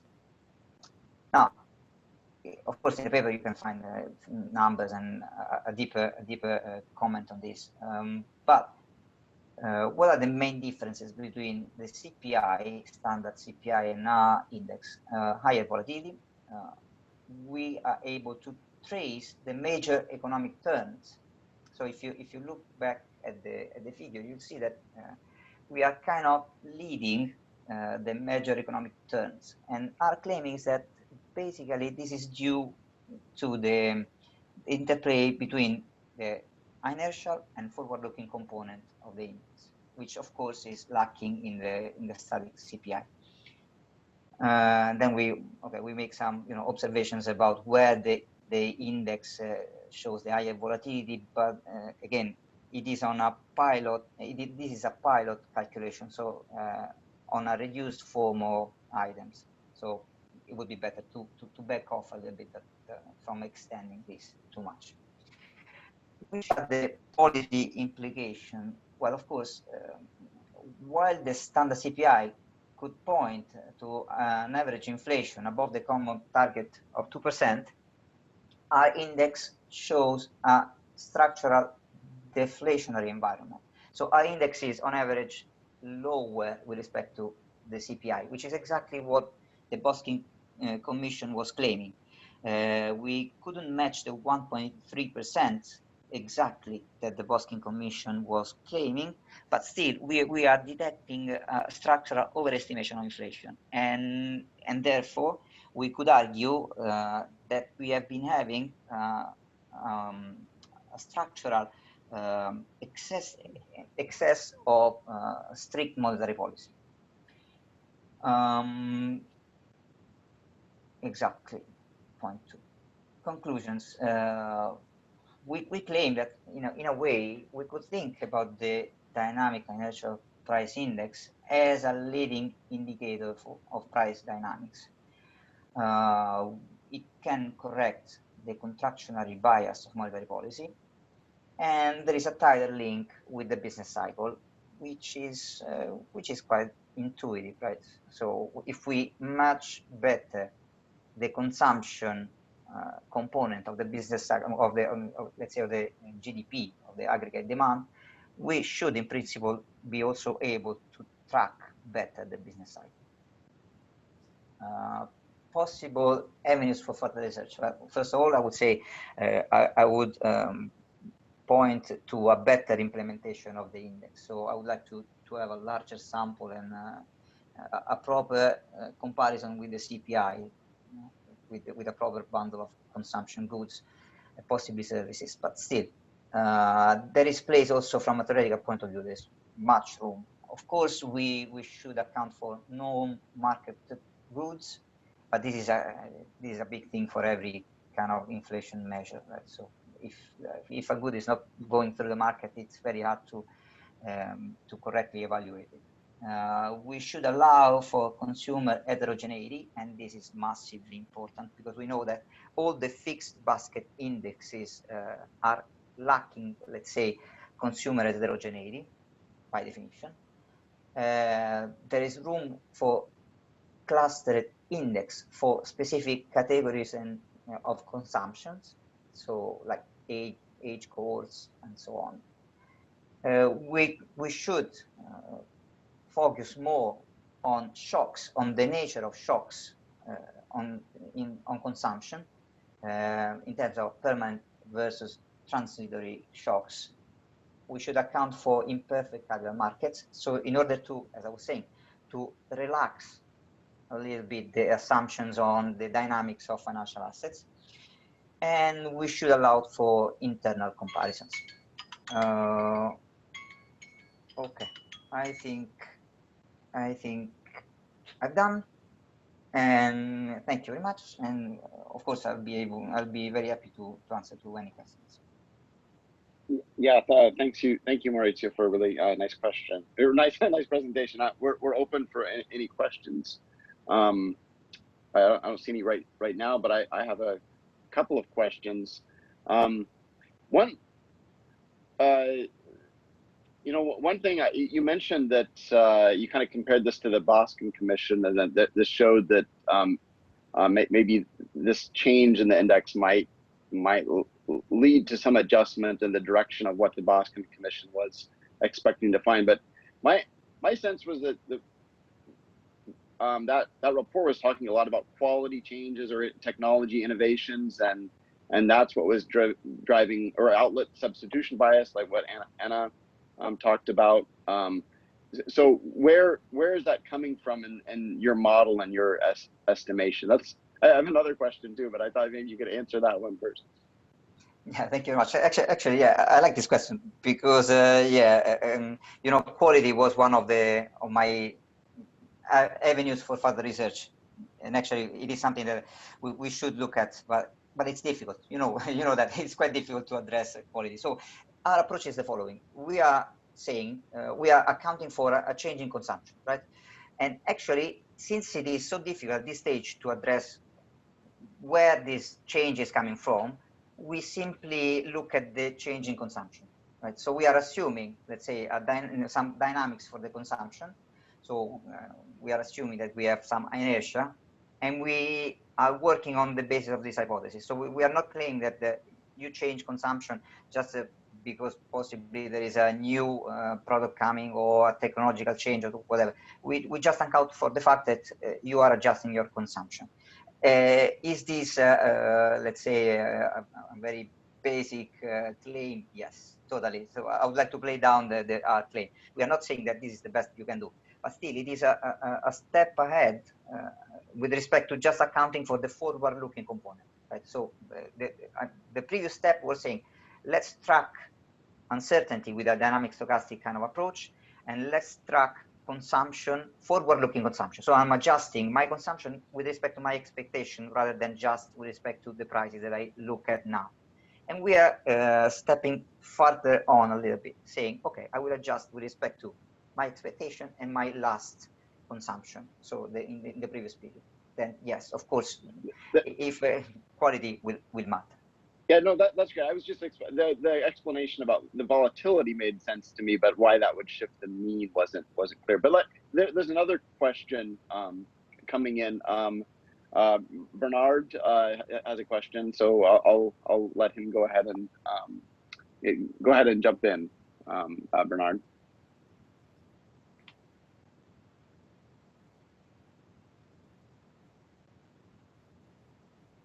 It works.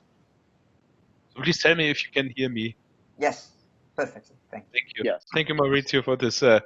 Let's call it innovative approach. So I haven't seen things like that before, but there are some things where I think interesting is that you include also this forward-looking perspective, which is actually done today by our analysts because I'm working for the European Central Bank, and they have surveys of professional forecasters, things like that, for including them in their models. But there were also some aspects where I thought, okay, I would disagree.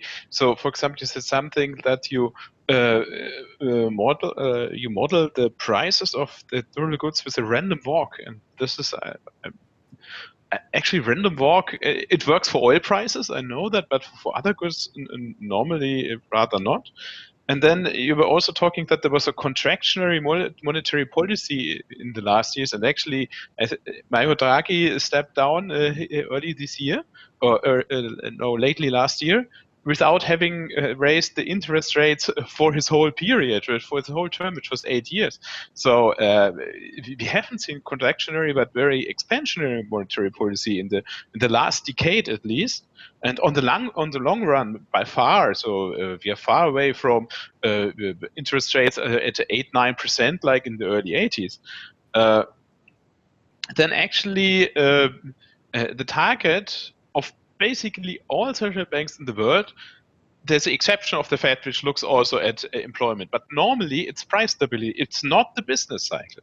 So we need a measure for price stability and not a measure for the business cycle. Because if I would like to know how private consumption is going, I look at private consumption figures or at retail trade or things like this. There are different indices or indicators for that. And further, we're talking about consumer heterogeneity. Classical price index are macroeconomic measures. So they look at what all of us consume, or what's consumed within a single territory, because it's a domestic concept. It's not a residential concept. At least in Europe, it's different in the US, but at least in Europe, it's a domestic concept. That means what is spent during the year on cars, on fridges, by tourists, on souvenirs, whatever. It's all is included there. So that means consumer heterogeneity is included in the way that all consumers are included. Thank you.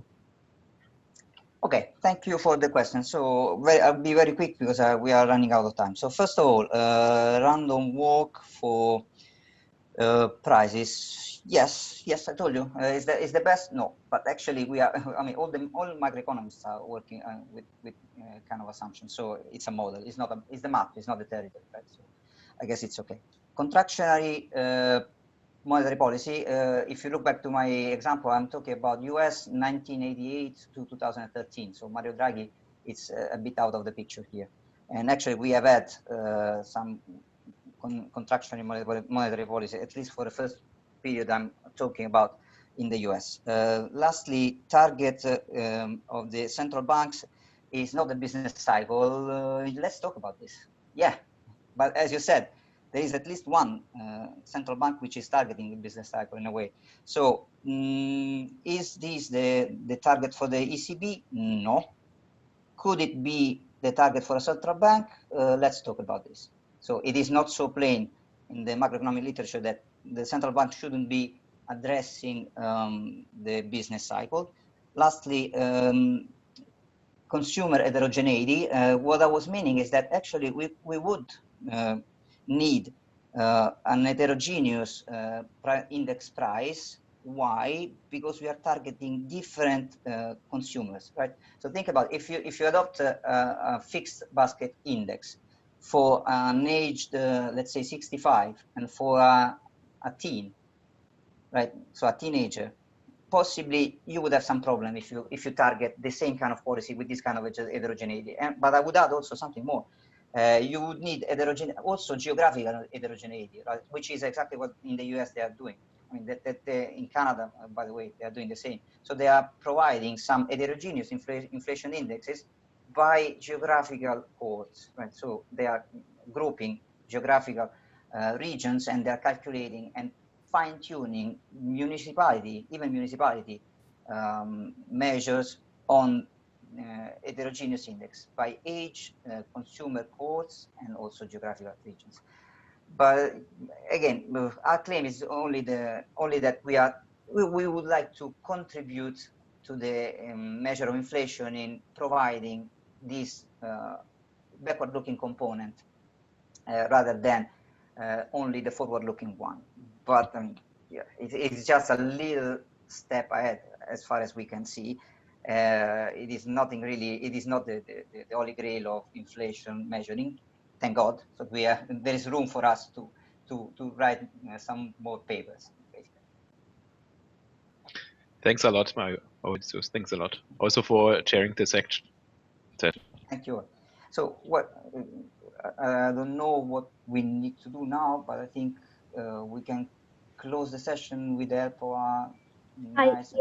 I will end the session. So I'd just like to say thank you to all the presenters for giving such brilliant presentations, and enjoy the rest of the conference.